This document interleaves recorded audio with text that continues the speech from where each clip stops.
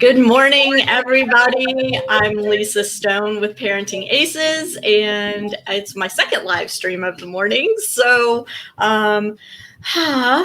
welcome Tim Russell, the CEO of the ITA, and Mark Leschly, the CEO of UTR. So happy to have you guys join us to talk college tennis. Thanks for having us, Lisa. Delighted to be here. Yeah, we're thrilled to have you.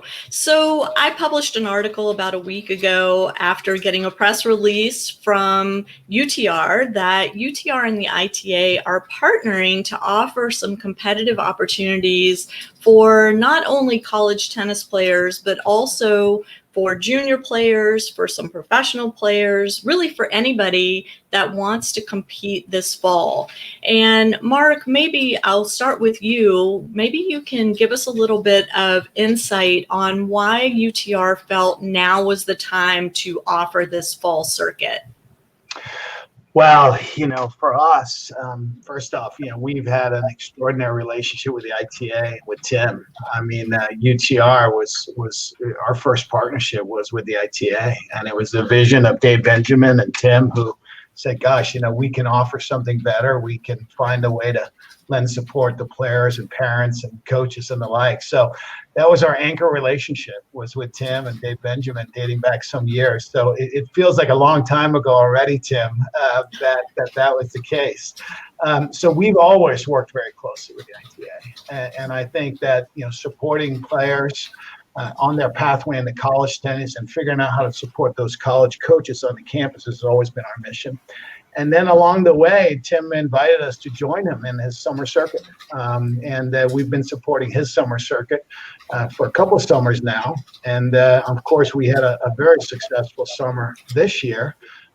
It was obviously largely due to the fact that there was a lack of other opportunities going on. So many folks found suddenly, gosh, here's a great way to take advantage. And our teams talked and said, gosh, wouldn't it just be a great opportunity to extend this and to build on the ITA tour in the fall and bring UTR into that as well, expand it out and offer even more opportunities, not just for those juniors, but also the college players now, and then even some pro players, and just create great local competition. So we're delighted to support Tim and the ITA in this, and really excited for the fall. Tim, we've heard announcements right and left about cancellations here, there, and everywhere in terms of, programs as a whole, but also competitive opportunities. Can you talk a little bit about the ITA's role in what's happening with college tennis overall and the competitive opportunities that you guys are filling with UTR with this fall circuit? Sure, and great to be with you and with Mark. He did a great job kind of setting up this whole new circuit. Obviously, the ITA, as the governing body of college tennis, is in an unprecedented time. Everybody's in uncharted territory, and we are still committed to providing great play opportunities, but ones that are obviously safe. Everybody's interested in health and well-being. I think we've been trying to do a couple things. We're trying to show that tennis is strong. We're trying to show that tennis is a great, safe social distancing sport. It would have been very easy back in April, for example, to just cancel the summer circuit. A lot of people were canceling things. The ITF kept pushing out and out to where they were going to start. It was going to be June, then July, then August. And we said, we think we know how to do a circuit that is safe. And with our partners at UTR, we did that. And Mark's correct. It was one of our most successful summers. A lot of people would have said, oh, no problem if we had just canceled it. But not only did we have a bunch of great events, we just finished the ITA Oracle National Summer Championships, which were also big hits. But the one thing I'd like to say that I think Mark and I share a vision and our team share a vision is I believe that we really strongly contend that this will be the model for the future. This just isn't in the pandemic. The pandemic might have actually driven us forward, but I think UTR has always believed, obviously, in local play. I think they even have a tagline that's, play locally and count globally. The ITA's obviously always believed in level-based play because that really is the essence of college tennis. We've had regionals in the fall. We're still thinking that some of our regionals might go forward, But we believe that this is not just something to stick in this fall, but is actually going to be a model moving forward. You've got top young juniors able to compete against college players. You've got current college players who are going to get to compete against the pros. One of the rubs in the past with the summer circuit is a lot of college players thought that it was maybe too many high school players. And by really promoting this with the pros, which is what UTR has been doing in a lot of their other events, this should be the new ecosystem for the future for not only American tennis, but if you watch UTR, they're doing this all around the world. So I think the pandemic has given us an impetus to get started quickly, but I think the audience should really know this just isn't for the fall of 2020. I think collectively we see this as a vision for the future. Great. Mark, can you talk us through some of the specifics of this ITA UTR fall circuit opportunity and how people sign up, how they get information, what it costs, all of that? Yeah, and Tim will help me out on the details, I'm sure, here a little bit. But yeah, and we so, posted some links in the comments too, so people can click on those. But essentially, it's scheduled to start at the back end of September, and I think we're scheduled for 10 weeks, Tim, if I recall. And the idea is basically just to continue what we've been doing and broaden it out even more. And so players of all sizes and all ilks and all capabilities can sign up, and there's going to be a whole slew of different events across the country. So trying to figure out, hey, how do I minimize travel? How can I get competitive tennis in my local setting? And as Tim, I love the fact that Tim knew our tagline. I thank you, Tim. Play locally. Tim knows everything. But I think the intent of this is to deliver opportunities. The intent here is to allow people to continue to develop, to have their dream to compete. And when you have to get on long plane rides or where you're very limited in those opportunities, then that becomes super hard, in particular with COVID. So we're trying to break through that now, and we want to keep mushrooming this thing. So that's the intent. Okay. And let me just restate, well, hang on one sec, Tim. Let me just restate that in the comments here, if you have questions, people watching, if you have questions, you can type those in the comments and we'll see them and address them to Tim or Mark as appropriate. But also I've typed in the links to get your ITA membership so that you can participate in these events, and then the link to the events page on the UTR site so you can sign up to get updated on when the events are happening, when registration's open, etc. Okay, Tim, go. No, Mark did a great job. So just a few more details because we really are excited to talk about this. So we have the 10 weeks. The first tournament starts the week of September 18th. But on the links you've posted, we're not only encouraging people to get their playing memberships, but we're accepting host applications now. So not only are we trying to get college coaches to promote these events, but local facilities. And UTR has a whole series of premium sites. In our grandest vision, we have 1,200 schools at the ITA. I could personally see if we had 1,200 schools who did one of these a month, we could actually have 3,600 tournaments. Now, we might not get to that, but the fact of the matter is, Lisa, when we start talking more about what's going on in college tennis, there are a lot of schools where people aren't going to be playing as teams.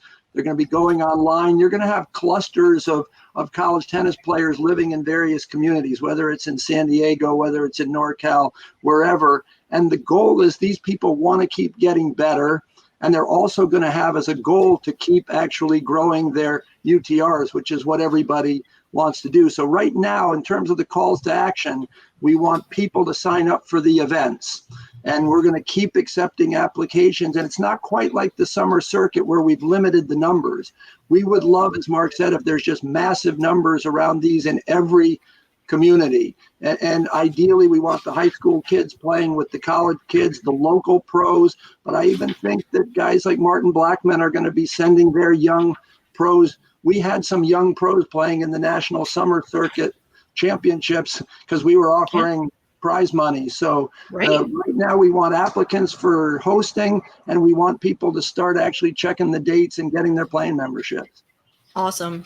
Mark, let me just ask you too. I mean, this is a great opportunity for college players in the fall, but we still don't know what's going to happen with college tennis in the spring? Is a dual match season going to actually happen? It's all still up in the air. Things are changing day by day. Do you anticipate that UTR is going to have some opportunities for similar types of circuits come January if COVID's still an issue for us? So the short answer is absolutely. I think, since COVID started, we obviously, like everybody else, sort of shut down effectively immediately. Interestingly enough, since then, we now are running more and enabling more events in the United States than we did pre-COVID. And the reason is we're enabling those locally, we're enabling those in safe environments, and of course we're minimizing the gatherings of the cycles. And so in the end, what we provide is just technology that caters to this local organizer. And the ITA aspect of this is obviously just putting that on a much higher platform and creating a much bigger opportunity. The idea that we can now go into 1,200 communities, give them a piece of technology that allows them to flexibly organize something is exactly what we're trying to enable. So whether that's at the high school level, the club level, the academy level, the college level, the college community level, it is to support people in their ecosystems. And so this fall here is absolutely, hopefully, a mushrooming of what we've already done this summer. And we'd be delighted to continue that with Tim heading into the spring and for that matter, into next summer as well. We think this is sort of the way of the future, certainly the immediate future for the purposes of COVID. But more broadly, this is in everybody's best interest. If you can have more local competition, more opportunities to play, compete, minimize your costs, and have it count. Why wouldn't you want that? Yeah. So Lisa, you're always a futurist. So if you saw about how we branded this, we called it a new tour, we've had the summer circuit, the fall circuit. I think there's no doubt there could be a winter and spring circuit. Quite honestly, I envision that these circuits could go on even if the dual match season's going. There are people looking to play on the weeks they're not playing. The other thing I just want to make sure players are thinking about, whether it's juniors or college players, the hope is that the draws will be like 16 or 32, but you can envision a 16 draw where people are going to be guaranteed, for example, to get 3 matches. You could see that you could play a compass draw where the winners are going one way, the losers the other, but because they're going to be selected by UTR, they all should be competitive matches. So these are not one and done events. So it's not only the idea to compete and have it count, but people should get better. For years, lots of us have talked about what would make American tennis players better, like the old days. Whether I talked to Tracy or John Austin, I used to say, hey, you guys had the benefit of Southern California. And John Austin used to say to me, Tim, all you had to do was go to the Kramer Club. It wasn't even Southern California. Our idea is to start creating these clusters where people are just going to keep banging heads over and over and over, whether it was Bollettieri's when they had Sampras and Agassi and Courier and Martin Blackman. We need to create these clusters of players who regularly, not just kind of occasionally coming together. And we think this vision is really going to grow American tennis, not only with numbers, but with quality of play. We've got a couple questions coming in. The first one's from Diane, who says, so will college students have to pay their own way to these events, or will coaches take the players? And will any of the fall ITA circuits offer prize money? So I'll take a little shot at that one, because this is a really fluid situation. I think we're going to talk more about what college athletics is like now that the Big Ten and Big 12 aren't playing football, but a number of conferences have already announced no fall sports. But if you look, for example, in the American Athletic Conference, where you have people like Tulsa and Central Florida, they actually made a specific case where tennis players could play unattached. So the question is whether the students will have to pay or the schools, and it could vary by school or conference. But our vision between Mark's team and our team was to keep the cost at $65. So even if a college player is playing themselves, they're not having to travel and get on a plane and stay $500 in some hotel. If they have to pay the $65, maybe they're out the price of a pizza and a movie or on Netflix or something. But it could be that college players have to play. And yes, there could be some events that have prize money in the fall. Some of that's still in the works. Great. And Mark, do you have anything to add to that? No, I think, look, we love the idea of taking and putting prize money into these things, help offset the thing. These are also intended to really provide economic support for the college coaches and for those communities, right? So that's the vast majority of where any proceeds go, is really to help those. I mean, most of the assistant coaches and volunteering coaches in college tennis are really struggling now.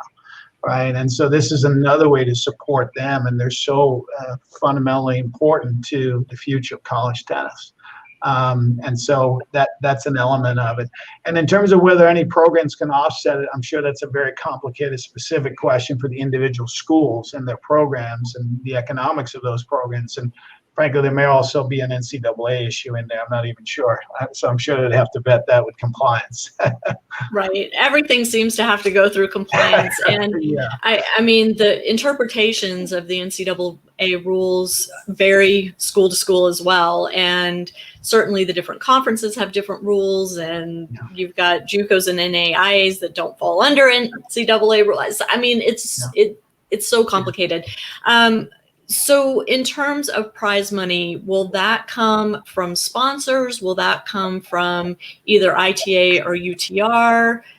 Will it come from entry fees? How will that work if there is prize money offered?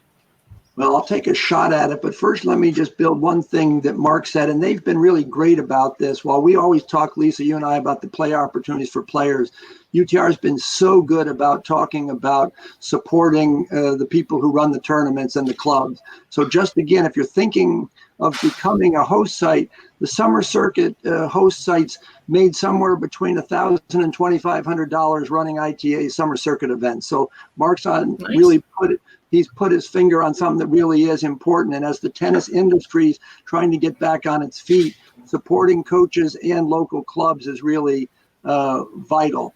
I can tell you for the summer circuit, Lisa, the prize money came from a match between the ITA and the actual tournament director. We have not committed to that match yet because, for example, if there were 100 tournaments, it might be different than if we got to 1,000. So we try to be under promise, over deliver types, but there's different ways that this prize money could come. I mean, this all came together so quickly. Mark and his team and me and my team, we were just finalizing this stuff not more than 2 weekends ago. So there's a lot of things that are still a work in progress. But back to your NCAA point, I want to also make sure everybody understands that the early work of the summer circuit made all of this system possible because these are open events. If all of a sudden they weren't open, then the juniors couldn't play with the college players and you would have compliance issues. So there really are no compliance issues with playing in the event. It's just a matter of each individual college player knowing their own rules as to whether they're allowed to pay from the school or the like. But people are going to have to kind of just go with the flow a little bit on the prize money. Got it. We have a question from Brian who says, with these events being played all over, does the ITA still plan on having ITA regionals at the college level as well? I'll take a quick shot at that one. And our team is working on it's not even a daily basis, it's an hour by hour. My gut feeling is that if you check our release that we're going to put out tomorrow, we're going to make a few announcements about D1 tomorrow, but we are going to say that the week of the 19th, we're announcing about D2, D3, NAI, and junior college. If you're just reading the tea leaves, you're seeing that very, very many D3 schools have just said no competition at all.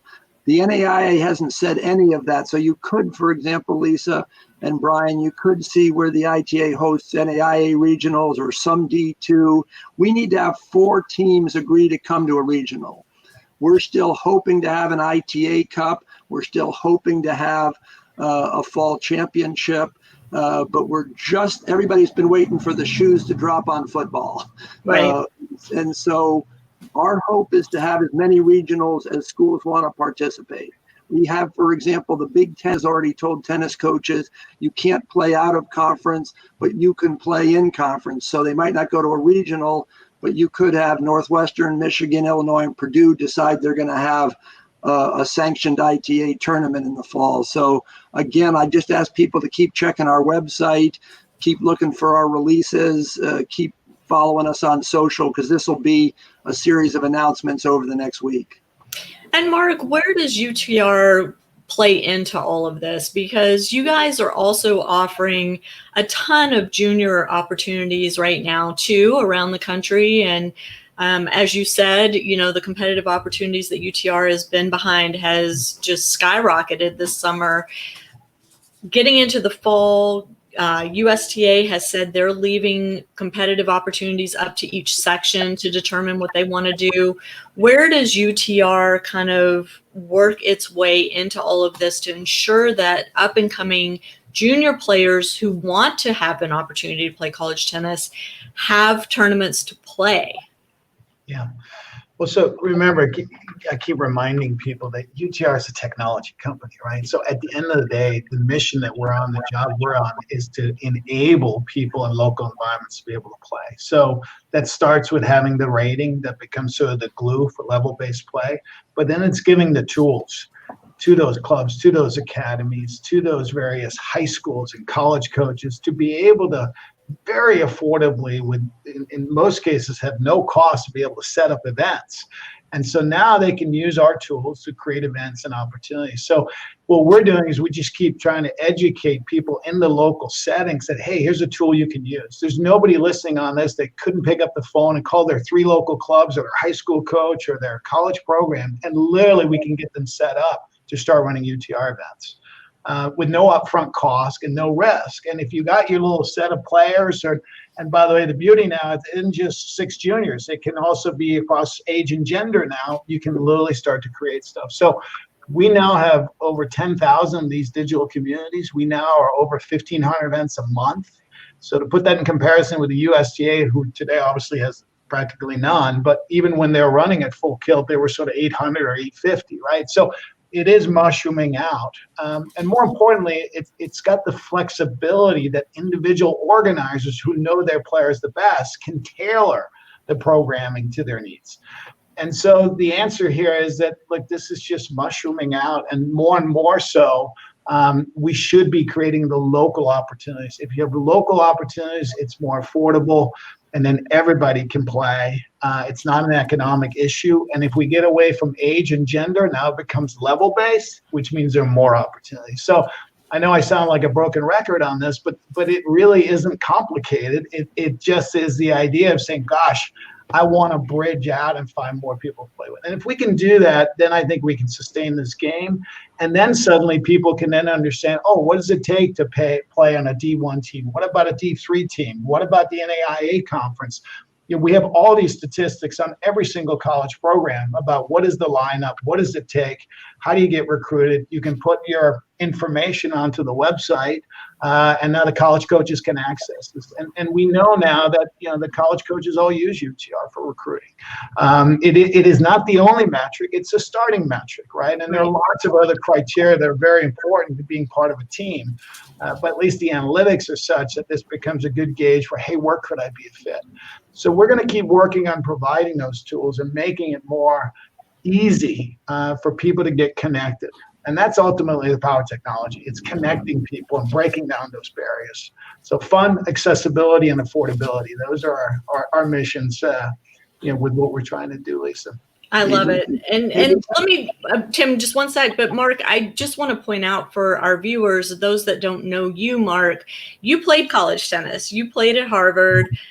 You come from the college tennis world and bring that experience to what you're now doing at UTR. So, we're talking about a company that is committed to seeing college tennis continue to grow and thrive, partnering now with the ITA itself to help college tennis continue to grow and thrive. I mean, this is a win-win for all of us if we can continue to support these programs, these competitive opportunities, make that commitment to playing locally, staying in our community, staying healthy and safe, while giving our kids these incredible opportunities, not just to compete against their peers, which they've been doing traditionally through USTA events, but now kind of going back to more of a system like I grew up in, where you're playing against all the top players in your community, not just the people of your same gender and age group.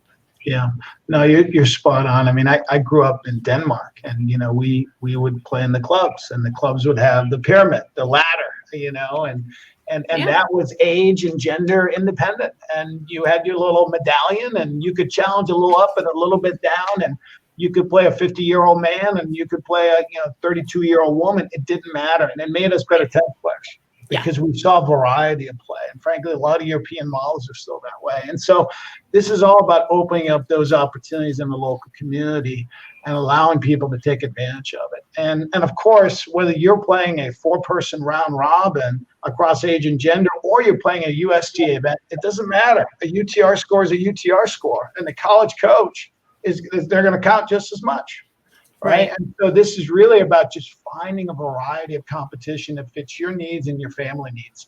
And frankly, gone should be those days when you spend 2 weekends driving 2.5 hours, sitting around waiting to play 1 or 2 matches, and then having come back the next weekend for a backdraw match, and losing 0-0 because you were demoralized.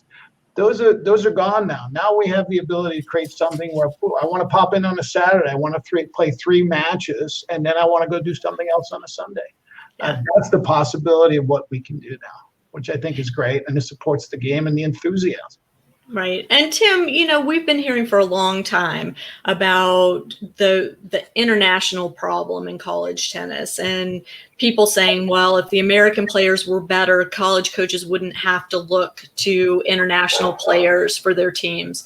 But it seems to me that this model that we're talking about now really is an opportunity for American players to get better, to become more diverse players, more better problem solvers on the court, because they've faced a variety of opponents like their European and other international counterparts have grown up doing.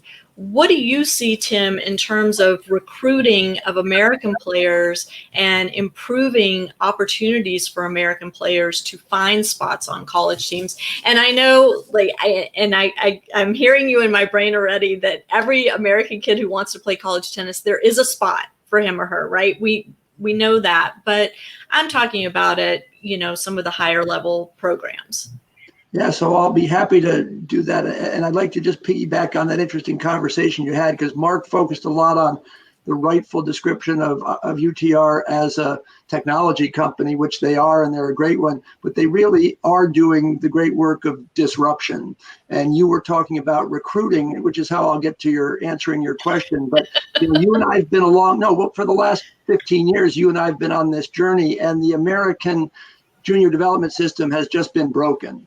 And the fact is, you and I have known that, and I've been trying to do things, which is why I'm excited to be partnering with Mark. But to be quite honest, I mean, we're also good partners with the USTA, and to be quite candid, I think they're getting to see that their junior development system is broken, actually, because now people can play UTR. So to answer your question, the reality is college coaches look at UTR. Mark was very humble going, oh, it's one metric. No, that's like a major metric. So basically, kids just need to get better. And the system has not enabled them to get better. Whether it was Mark in Denmark or my son in Phoenix, Jeff didn't travel till the second year of the 16s. He was sitting in Phoenix playing Gary Donnelly, who was a Wimbledon finalist in a Phoenix Open men's tournament, and playing Brian Cheney and his partner, who'd won 170 gold balls in doubles. And to your point about international players, this system over time will get Americans better. The whole international player issue could even change with things like COVID and getting into the country. But the reality is American college coaches still want to get the best players. So the line that Americans just need to keep getting better is true, but the system of what Mark and I are talking about developing here is what will ultimately do it, and probably do it much faster than people think. But we're going to have to change the patterns of play. Quite honestly, no disrespect to my colleagues at the USTA, but very few coaches are even checking USTA rankings anymore. Sorry, kids, sorry, parents. They're looking to see the UTRs. They're looking at videos.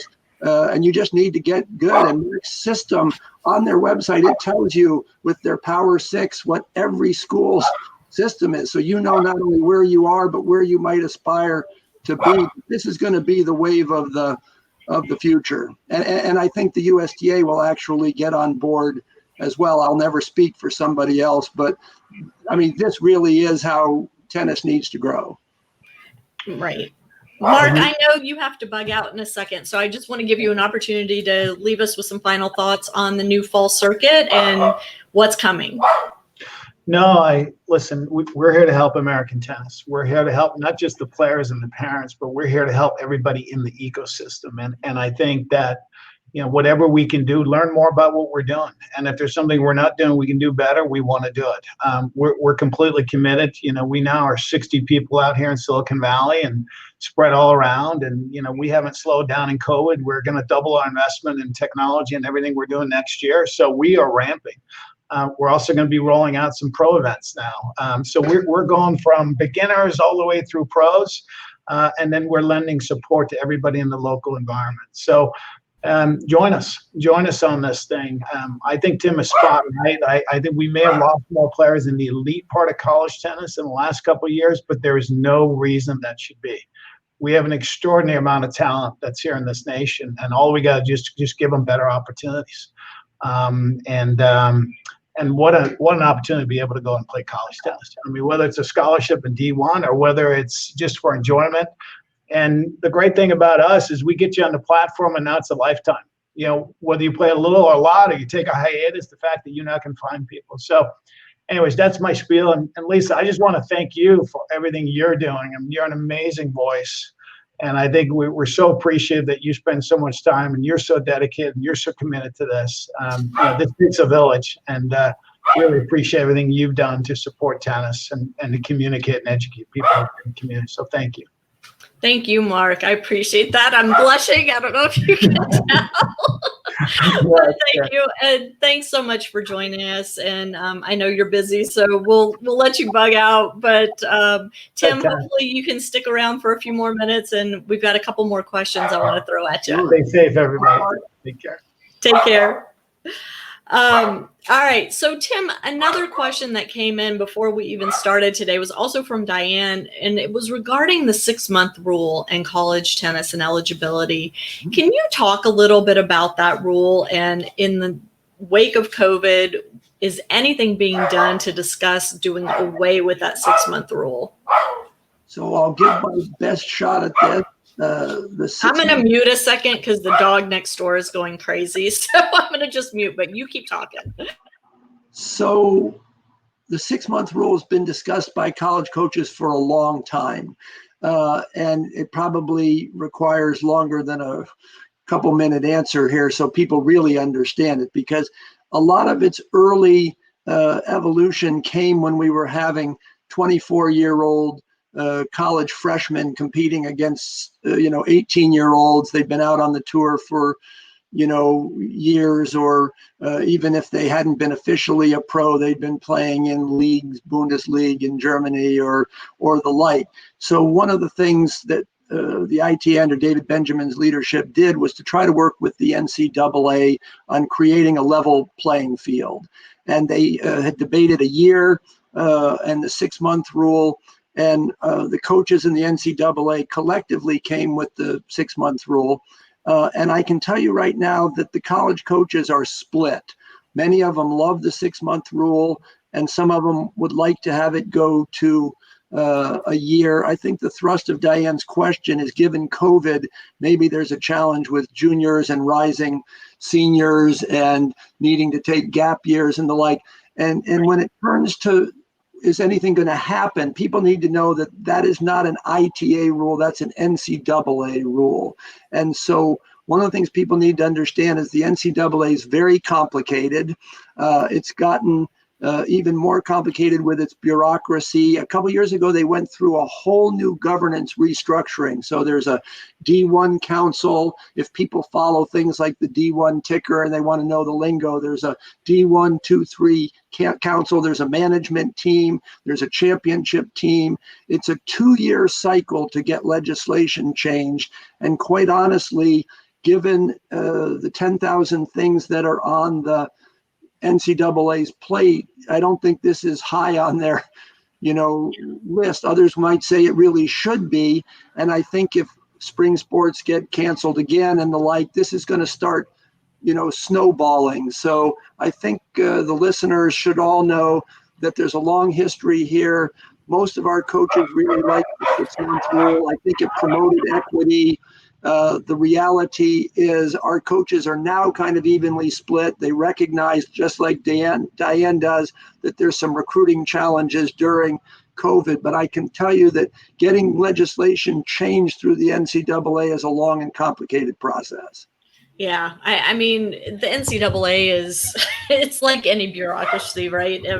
Things take time and things get muddied along the way. But, and I think there's some confusion, and certainly I still don't have everything straight about what the ITA controls and what the NCAA controls in terms of college recruiting, college events, scholarships, all of those things. And so I would urge all of our viewers to spend some time going on the ITA's website and understanding the role of the ITA, and going on the NCAA website and understanding its role. And on the NCAA website, you can look at D1, D2, D3. And then if you want to know about JUCO and NAIA, you've got to go on a different website for that. I mean, it's convoluted and confusing.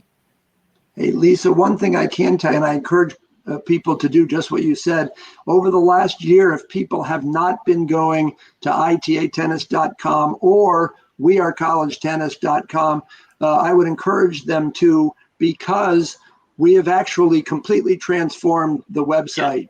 It's now very much video-driven, photo-driven, post-driven. We're upgrading everything from coach education things that Dave Mullins is doing. It's organized by divisions. I would also encourage people to go to the bottom of the homepage where you can now sign up for the ITA newsletter, which we're trying to drive. It goes out once a week. Just very quickly to the question you asked about who's ultimately responsible for what. We're the governing body of college tennis. They're the governing body of college athletics. So we do the rules of tennis, the rankings of tennis. We're in charge of officials. We run a whole series of sanctioned events. We run a whole series of national championships. The ITA as a governing body is one of the only Olympic sports governing bodies that actually runs championships. If you look at other golf, volleyball, or whatever, they do things for coaches and whatever, but we actually run championships. So our staff is organized by a championships team, a marketing and communications team, a coach education, community engagement staff, a fundraising team. But we kind of are 50-50 between being a coaches association and the governing body. But when it comes time to things like scholarship rules, running NCAA championships, those are things they do. We run the ITA, for example, team indoors. They run the NCAA tennis championships, but they oversee big things like compliance and the like. We are not the compliance police, and some people do misunderstand, and happy to try to explain as much as people would like. Right, and on top of that, ITA doesn't have anything to do with scholarships, right? You guys are not the ones that set the number of scholarships. That's an NCAA rule, correct?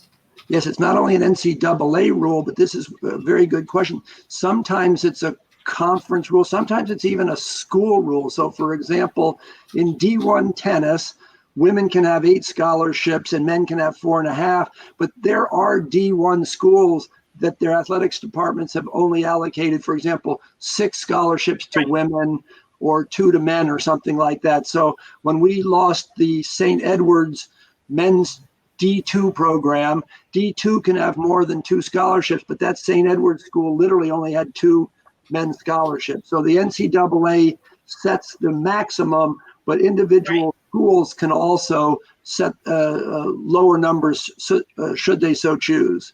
And decide how many to fund, right? So just because the NCAA says you can have 4.5 on the men's side and 8 on the women's side at D1, a school may not fund that many scholarships. And so that's information that you get from the college coach during the recruiting process. You ask those questions if you are a prospective student athlete, and getting a scholarship is important to you and your family, that's a question you ask of the individual coach at the individual school, because even though it may be a D1 school, they may not have that many funded scholarships. So, the recruiting process, we don't have to get into that, Tim. That's a conversation for another day. But really what I want to focus on right now with you over the next few minutes, if you've got the time, is what do you foresee happening with college tennis in the 2020-2021 academic year? And what should families be preparing for? What can they do to ensure that they're ready for whatever opportunities may present themselves in this upcoming school year? So great question. So I used to, in an earlier life as a university professor, do research with Ellen Langer, the wonderful Harvard professor who writes about mindfulness. And the reason I mention this is one of Ellen's greatest suggestions to people is that they welcome uncertainty. And competitive athletes don't like uncertainty. Actually, for example, Who does? I don't like it either. They want to develop their forehand. They want to know what to hit in the big moment. But Ellen actually taught me early on welcoming uncertainty. So we're going to be living in uncertain times. That's the first thing I would tell people. In terms of, I don't have a crystal ball, but as I look out to this, I can tell you we just saw a lot of things canceled for the fall. And what the ITA is trying to do, as you brought Mark and I on here, is to continue to offer play opportunities. As to the spring, I don't want to be Debbie Downer, but everybody keeps pushing out the spring like it's a given. I mean, I don't think we know what the spring's going to be. If you followed football closely, first they said by June 1st we'll know, then it was June 15th, then it was July 1st, July 15th, August 1st came, so they finally had to make a decision. Everybody can talk about vaccines and therapeutics and whatever. We just don't know about the spring. I can tell you the ITA is committed, if safe, healthy, and meeting all the local, state, and national rules. We're hoping to still have our kickoff weekend, our D1, 2, 3 team indoors, etc. I know our coaches are actually hoping to have spring seasons.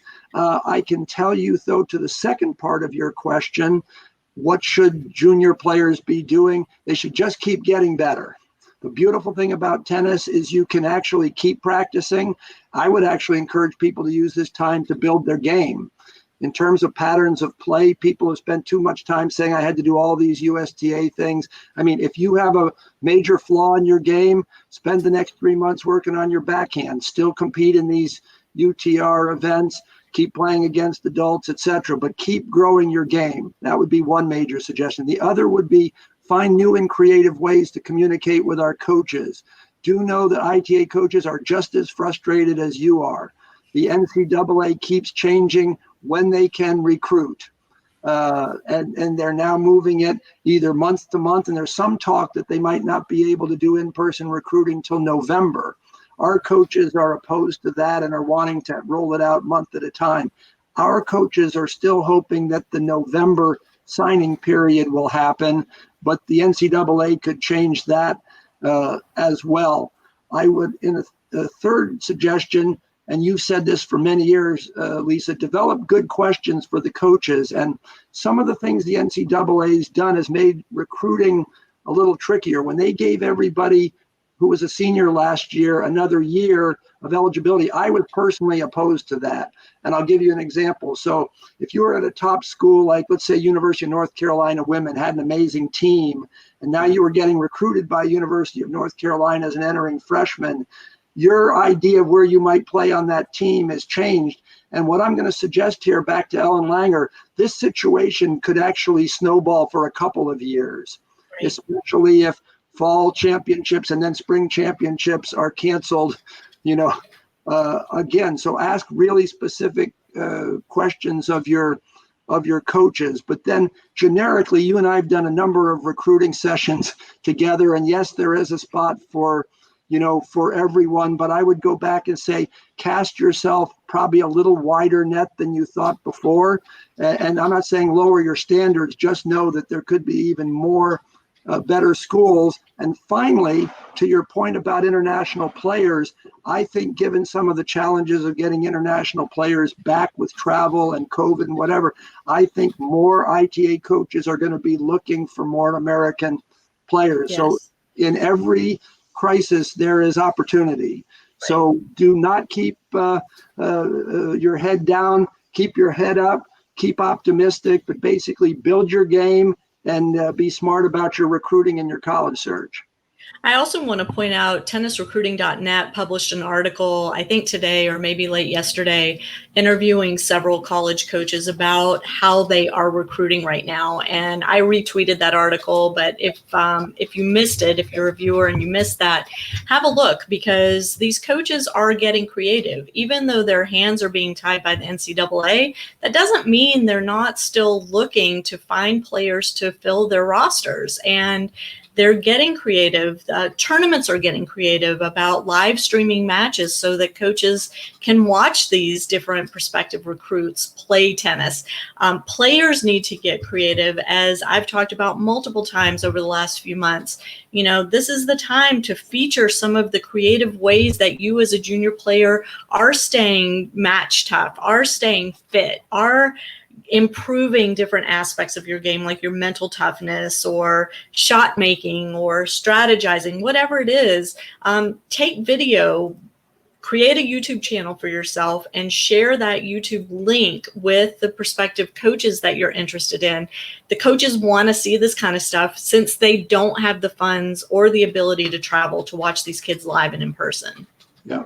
And back to what we started the whole conversation about today, these new tournaments, a bunch of college players who routinely would have been playing a bunch of other ITA events this fall are now going to be in those events. So if you're a prospective student athlete and you want to compete against college players, for example, without citing specific teams, there are going to be teams that are kind of living in their own tennis bubbles, maybe in San Diego or LA, because they're going to try to compete against each other to get better, but they're going to be in these tournaments, which is why I think they're going to be such a valuable opportunity for top junior players. Well, and one other piece of it that we didn't really discuss when Mark was still online with us is the fact that, you know, typically you compete within your conference, right, or within your region.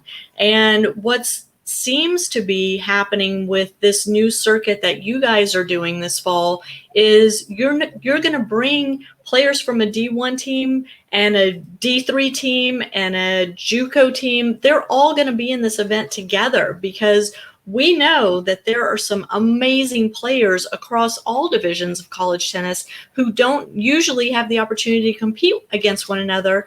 Now they're going to have that opportunity just by virtue of geography.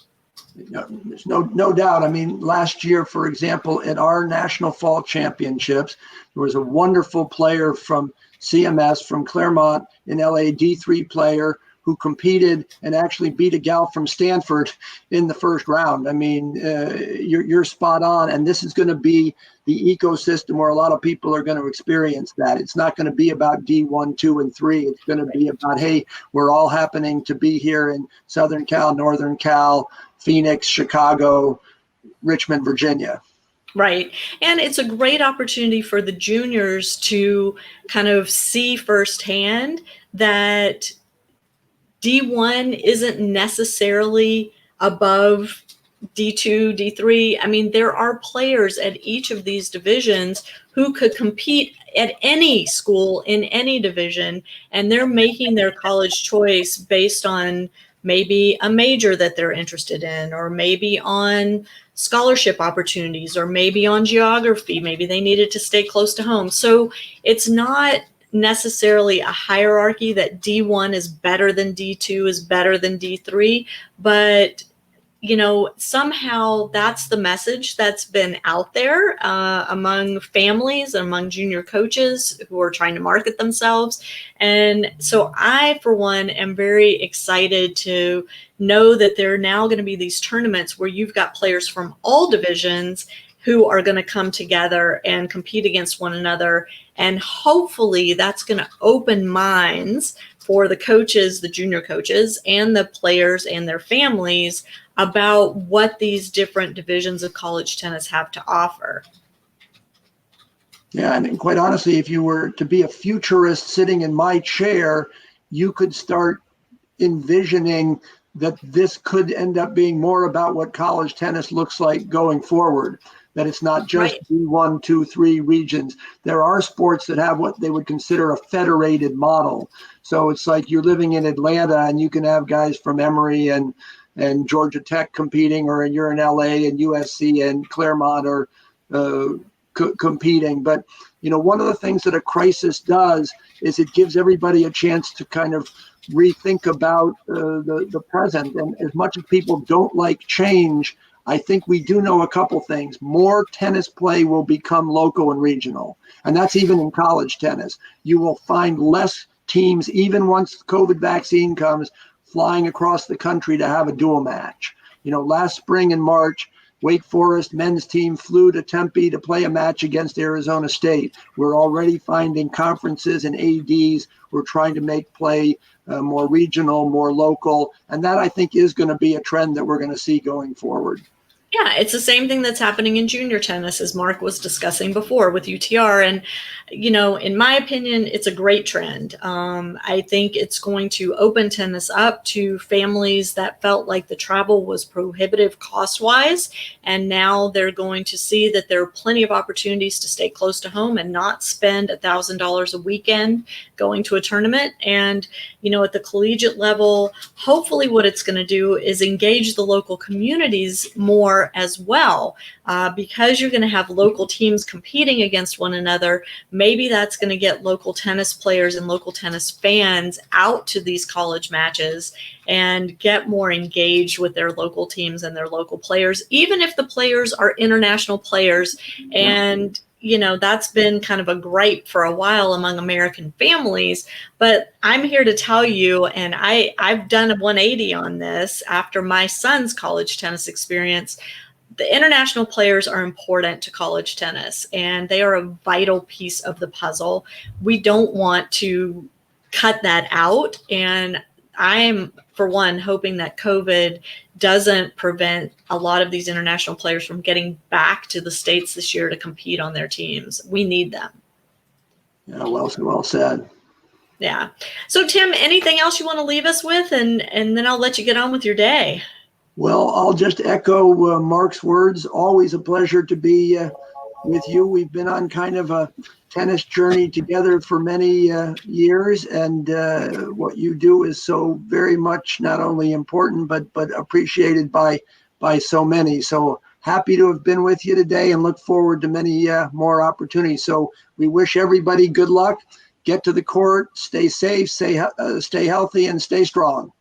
Absolutely. Well said. And thank you so much. And ditto back at you. I always enjoy our chats and really appreciate having you as a resource as we move through this and whatever else the future holds for tennis, both at the junior and the college level. Tim, stay well. Thanks for joining us. And to those of you watching today, thanks so much for tuning in.